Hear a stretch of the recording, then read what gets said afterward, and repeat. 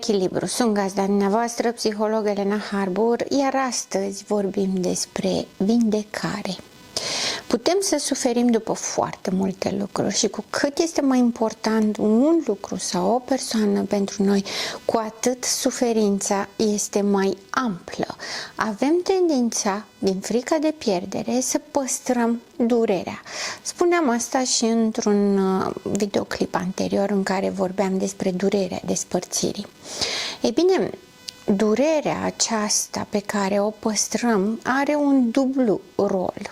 Pe de o parte, nu ne lasă să uităm ce am fi putut avea, nu ne lasă să uităm ce am pierdut și, mai mult decât atât, este ca și cum păstrează vie posibilitatea. Desigur, doare pentru că în realitate nu se întâmplă, însă funcționează ca un reminder. În permanență ne readuce aminte că am trăit, că am avut, că se poate și putem avea din nou mai mult, pentru că ne doare de fapt că vrem să avem mai mult și că nu avem în prezent. Această durere vine cu mai multe lucruri, nu vine doar cu tristețe. Sunt tristă că m-am separat, sunt tristă că am pierdut ceva, sunt tristă că mi s-a întâmplat ceva. Este o suferință dură. Vorbim în acest context despre vindecare. Vindecarea poate să vină după o separare, după o pierdere sau după o relație toxică. În general, avem nevoie de recuperare sau de vindecare atunci când ceva s-a întâmplat rău, când distanța dintre așteptările noastre și ceea ce ne-a adus realitatea sau situația în care ne-am trezit este foarte mare și atunci se produce o zdruncinare, un șoc. Tot ceea ce știam nu mai este. Tot ceea ce mi-am dorit am pierdut. Și atunci șocul acesta pune sub semnul întrebării foarte multe lucruri. Pe de o parte apare frica de viitor, apare frica de a confrunta efectiv pierderea. Însă, în unele situații, cum spuneam mai devreme vis-a-vis de relația toxică, se produc și alte mecanisme.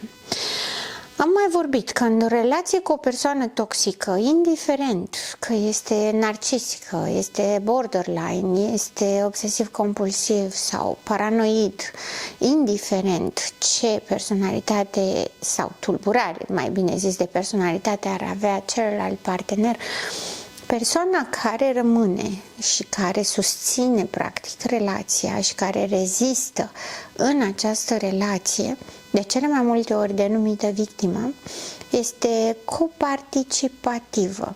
Ca să poată să rămână în relație, să mențină relația pe termen lung, trebuie să facă anumite compromisuri, trebuie să renunțe la niște lucruri. În funcție de cât de severă sau de gravă, am putea spune, este disonanța cognitivă a celuilalt, cu mai puțin termen de specialitate, în funcție de cât de disarmonică este personalitatea celuilalt, cu atât sunt sacrificiile mai mari și renunțarea mai mare din partea persoanei care se străduie să rămână și să mențină relația pe termen lung. Vindecarea.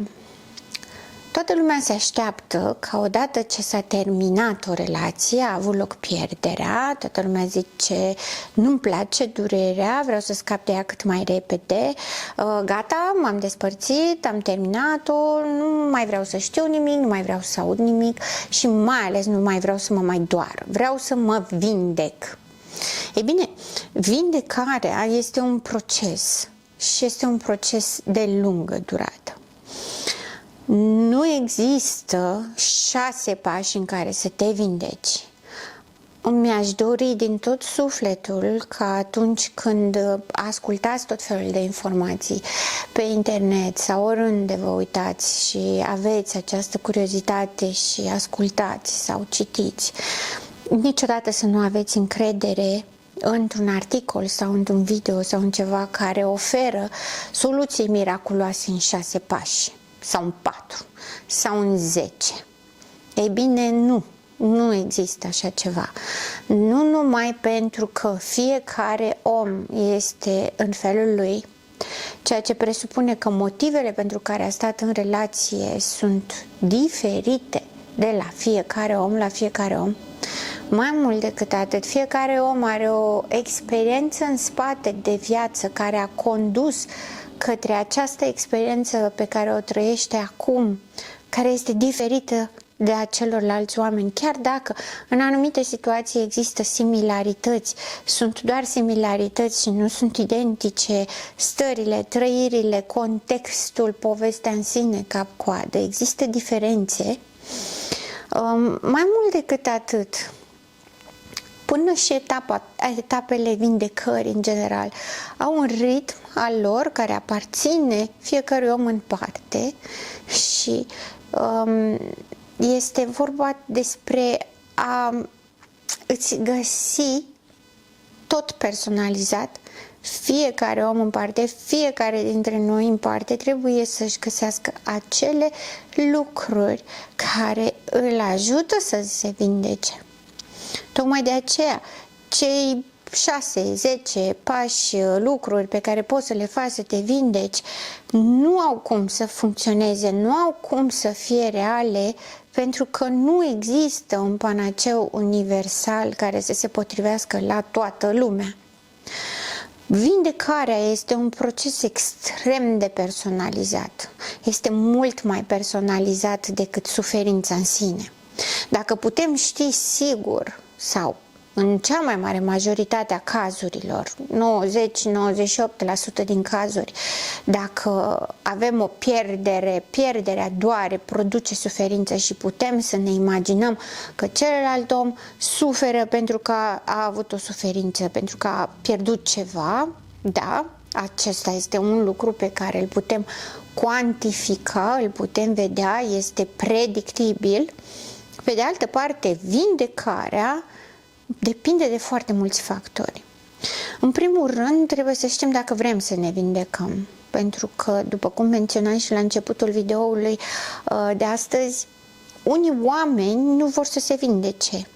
Pentru că a te vindeca înseamnă să renunți la poveste, înseamnă să renunți la așteptare, să renunți la posibilitatea că a existat. Pe de altă parte, alți oameni consideră că sunt vindecați dacă nu mai sunt supărați, nu mai sunt furioși, nu se mai simt nedreptățiți pentru ceea ce se întâmplă. Ceea ce, iarăși, putem să avem dreptul să ne simțim nedreptățiți și să păstrăm acest sentiment dintr-o precauție până la urmă.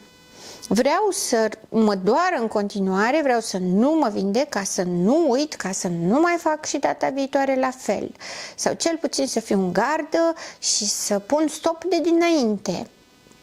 Ceea ce împiedică vindecarea sau duce la o prelungire a termenului de vindecare foarte mult.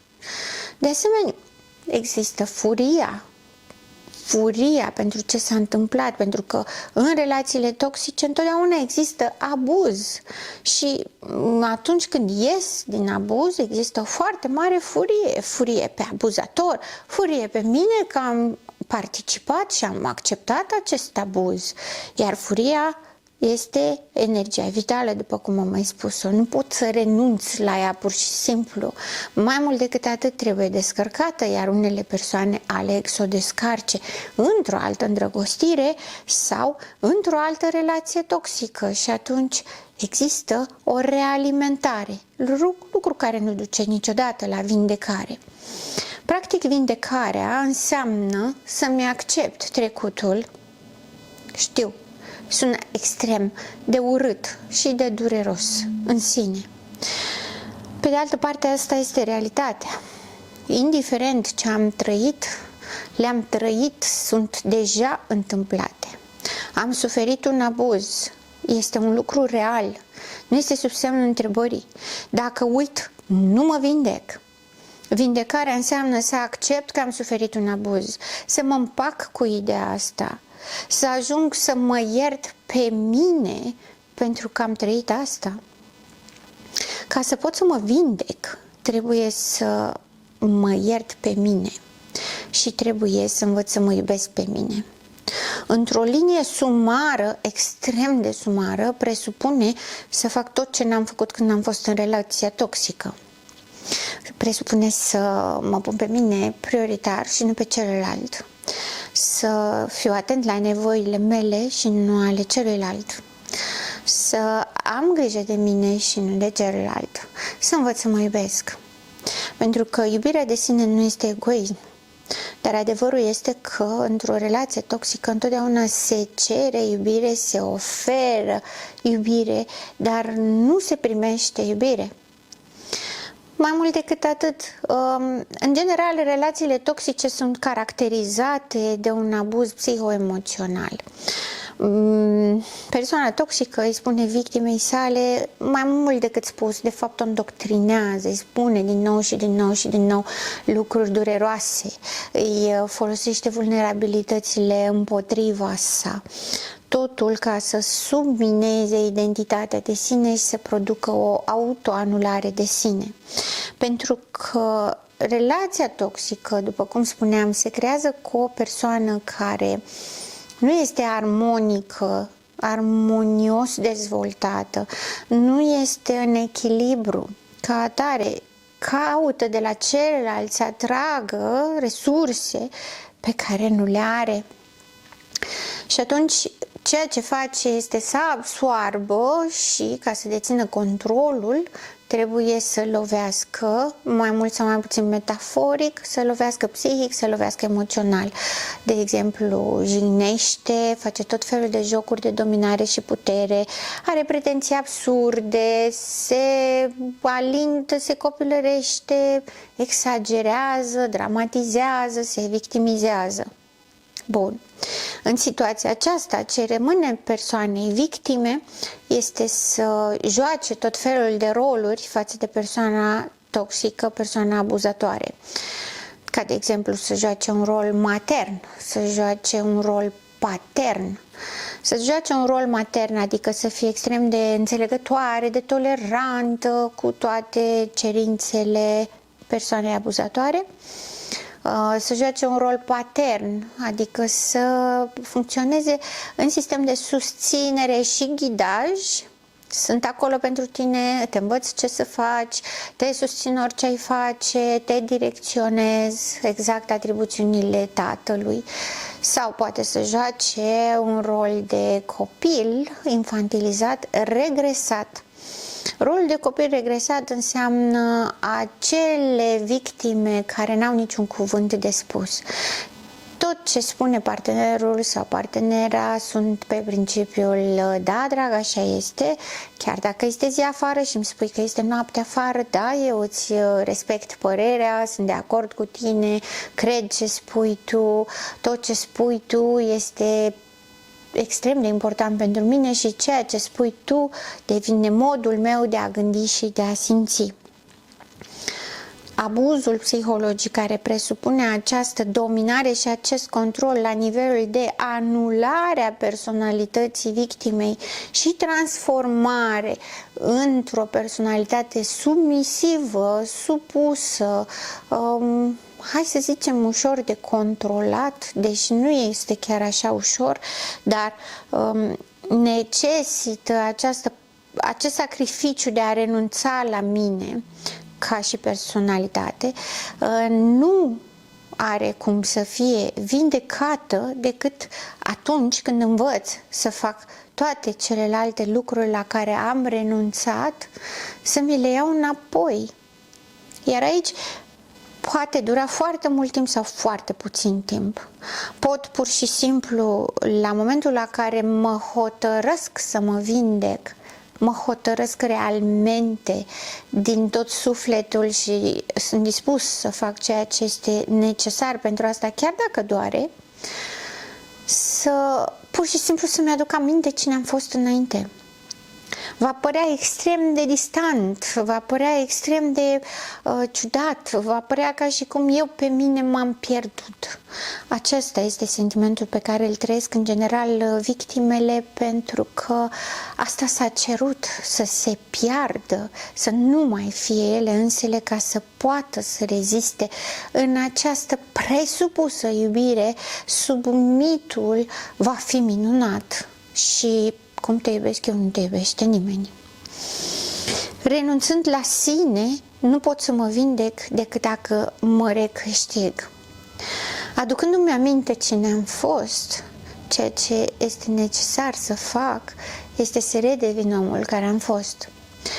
Într-un mod un pic exagerat spus, pentru că toate aceste experiențe de viață își pun amprenta asupra noastră, iar persoanele care au trăit în relații toxice pot confirma acest lucru. Niciodată nu mă mai simt cum mă simțeam înainte de existența relației toxice în viața mea. Niciodată nu o să mai fiu cum am fost înainte, pentru că lucrurile astea îmi rămân. Știu că există posibilitatea să se întâmple astea, știu cum este să fii acolo, știu cum este să renunți la tine, știu câtă frică și câtă durere este.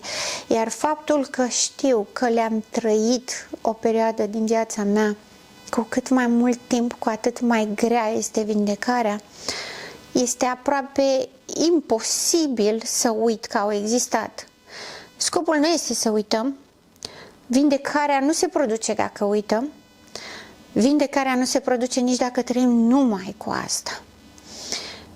Este o vorbă celebră care spune: nu sunt ceea ce mi s-a întâmplat, ci sunt ceea ce aleg să fac cu ceea ce mi s-a întâmplat.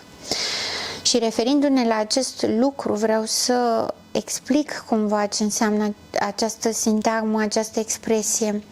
Ce aleg să fac cu ce mi s-a întâmplat este dacă aleg să păstrez din experiența aceasta ce a fost bun și constructiv pentru mine, iar ce a fost negativ să mi-l explic și să-l pun ca limită. Adică este o cunoaștere extinsă a unei relații interumane în care știu că dacă nu pun limite, vor fi încălcate drepturile mele, voi fi abuzat. Știu că dacă nu rămân ancorat în realitate, va fi extrem de dulce și de ușor să fiu manipulat. Știu că dacă nu mă zbat pentru drepturile mele de a gândi, de a avea opinie, de a fi luat în seamă, de a produce un impact asupra celuilalt, cu siguranță va exista riscul pierderii de sine. Acesta este mecanismul prin care punem stop și ne asigurăm că nu va mai exista o relație toxică în viitor. Cât timp va dura, depinde de fiecare persoană în parte. Cât timp durează să accept că am suferit un abuz, să am suficientă răbdare și toleranță cu mine, să mă iert că am trăit abuzul și că nu am plecat mai devreme, sau că nu l-am văzut atunci când se întâmpla, sau că nu am făcut altceva, nu am ales un alt drum, atât timp cât la momentul acela nu aveam alt drum. Am auzit diferite opinii care spun că să suferi de un abuz nu trebuie să ai niște caracteristici speciale. Nu doar anumiți oameni suferă abuzul, iar ceilalți nu.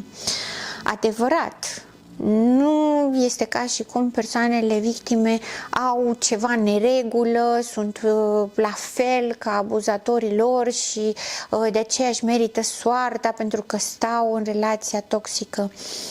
Nu este chiar așa, pentru că vulnerabilități au toți oamenii, sensibilități au toți oamenii, dorința iubirii perfecte și necondiționate poate nu chiar perfecte, dar fiecare om are o iluzie, o fantasmă a iubirii ideale pentru sine. Fiecare om trăiește acest sentiment, această dorință, această fantasmă a unei iubiri.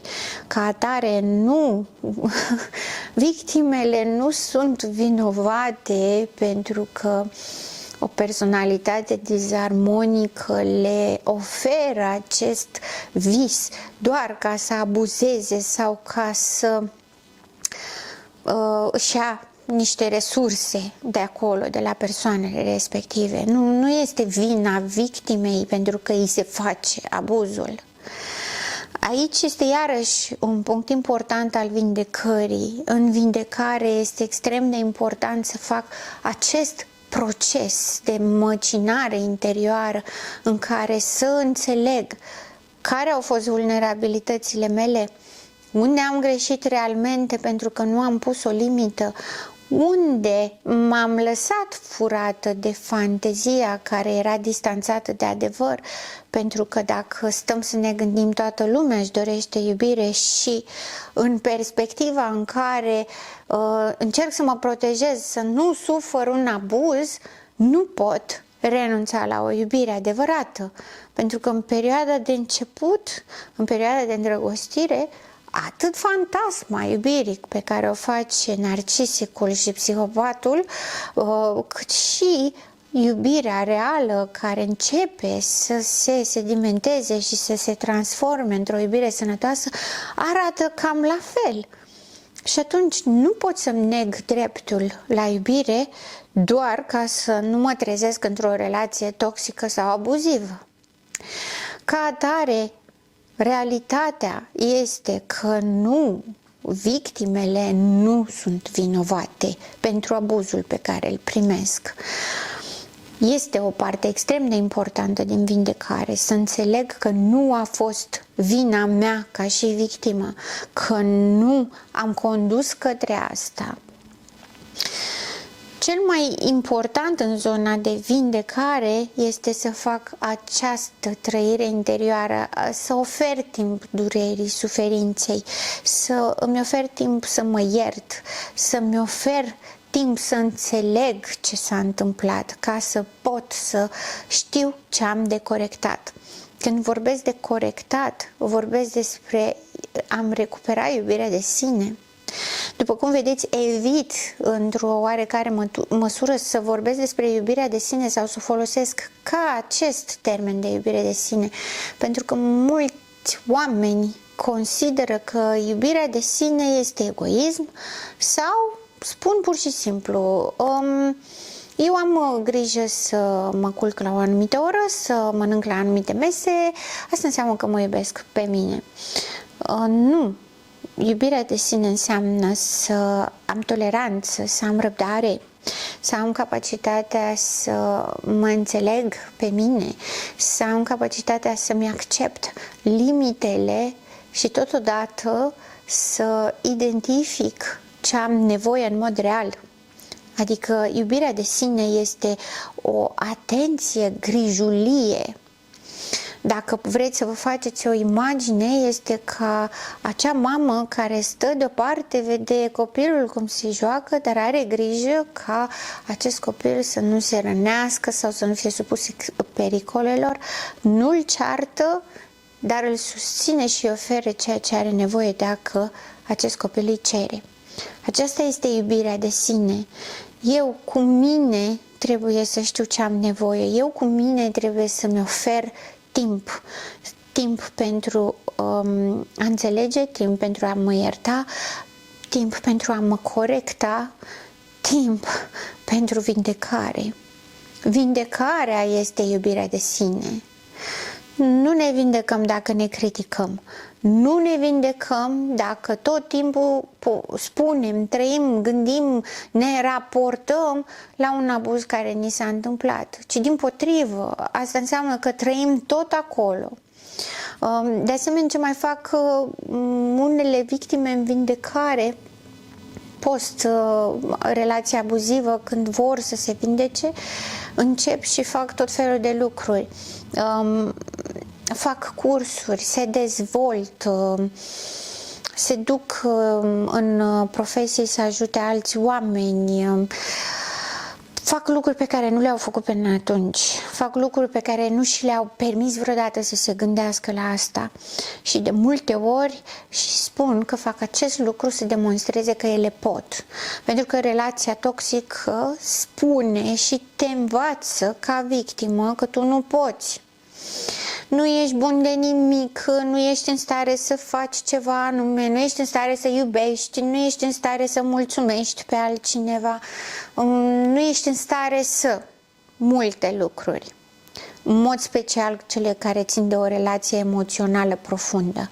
Iar de obicei victimele care ies dintr-o relație abuzivă au tendința să facă foarte multe doar ca să demonstreze persoanei toxice și tuturor celorlalți că nu sunt așa cum spunea persoana toxică că ar fi. Este greșit, pentru că atât timp cât facem lucruri pentru altcineva, asta înseamnă că altcinevaul acela rămâne viu în noi și în continuare ne dictează cine suntem.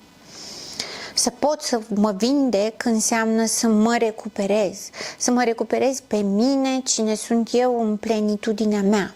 Să-mi recuperez bucuria, să-mi recuperez fericirea, să-mi recuperez capacitatea de a iubi, să-mi recuperez propria mea imagine și părere despre mine. Dar de asemenea, să mă iubesc suficient de mult încât să-mi ofer timpul să fac acest lucru. Pentru că voi avea tendința și toată lumea are tendința aceasta, are dorința aceasta, trebuie să se întâmple cât mai repede, vreau să scap de durere, vreau să mă recuperez, vreau să-mi iau înapoi, să redevin cine am fost. Nu o să mai fi niciodată cine ai fost, o să fii cineva mai bun. Dacă înainte aveai impresia că îți trebuie o poveste a iubirii perfecte, dacă aveai impresia că nu poți să trăiești de unul singur, că ai nevoie neapărat de cineva care să-ți spună cine ești, cum să iubești, ce e iubirea, ce este atenția și grija, e bine, acum înveți că nu mai ai nevoie de asta. Oricât de urât și de dur ar suna, aceste experiențe apar în viața noastră atunci când avem de învățat ceva. Experiențele dureroase pe care ni le dorim să le depășim atât de repede și atât de ușor și să ne vindecăm ca și cum nimic nu s-ar fi întâmplat și totul este doar frumos, sunt menite exact ca să învățăm ceva. Nu sunt menite că ni le plantează cineva, ci pur și simplu în evoluția și dezvoltarea noastră am ajuns la acel nivel care necesită acea maturizare emoțională, necesită să învățăm iubirea de sine, necesită să nu mai punem preț pe ceea ce puneam înainte, să renunțăm la niște idei disfuncționale. Relația toxică hrănește fantasma iubirii ideale. Probabil că sunt și oameni sau sunt și momente, etape în viața noastră când chiar trebuie să renunțăm la această fantasmă. Și dacă nu ne dăm seama de dinainte sau nu trăim această experiență, drumul ar fi mult mai dureros. Ca atare există nevoia de a renunța la această fantasmă. Dacă nu se produce ușor, natural, prin procesul maturizării emoționale și continuăm să ne încăpățânăm așteptând o iubire ca în filme sau o iubire totală, necondiționată, absolută, perfectă, cu siguranță că vom primi ceea ce ne dorim, adică iluzia iubirii perfecte și o relație abuzivă, pentru ca să putem să acceptăm ideea, realitatea că iubirea nu este perfectă, iubirea este perfectă în imperfecțiune și nu în absolutism. Să acceptăm faptul că iubirea, putem să spunem că este condiționată în sensul în care presupune un schimb între oameni. Dacă cineva iubește de acasă, fantasmatic, pe cineva pe care l-a văzut la televizor sau nu l-a întâlnit niciodată sau nu s-a creat acea legătură, rezonanță emoțională, aceea nu este iubire. Vindecarea înseamnă iubire, iubire de sine. Înseamnă să vreau să dau drumul la abuz, la durere, la o perspectivă negativă a viitorului. Înseamnă să am încredere în mine. Înseamnă să am speranță de viitor. Vindecarea înseamnă să înțeleg ce am greșit și să mi le asum, să le repar, să le pun în practică într-o variantă nouă și să mă asigur că vulnerabilitățile mele nu vor mai fi slăbiciuni. Într-o vindecare trebuie să înțelegem prima dată ce am greșit și apoi să ne oferim timpul să învățăm să ne iubim. Până nu ne iubim pe noi, nu putem iubi pe altcineva. Abia după ce ne vindecăm, suntem capabili să iubim și să fim iubiți și suntem capabili de relații sănătoase. Iar asta, da, există. Nu este o utopie. Nu există că toate relațiile sunt dificile și că fiecare om este dificil și trebuie să faci efortul să-l suporți și să-l tolerezi și să... Nu. Astea sunt basme ale persoanelor toxice, persoanelor victime care au trăit abuzuri și care au ales pentru viața lor că tot ceea ce trebuie să facă este să se sacrifice. Nu. Vindecarea înseamnă iubire. Iar iubirea și vindecarea sunt eliberatoare, nici de cum constrângătoare, nici de cum nu sacrifică.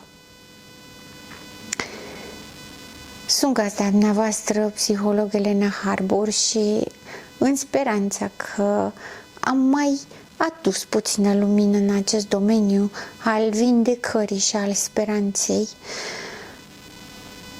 am rugămintea să rămâneți în echilibru până data viitoare.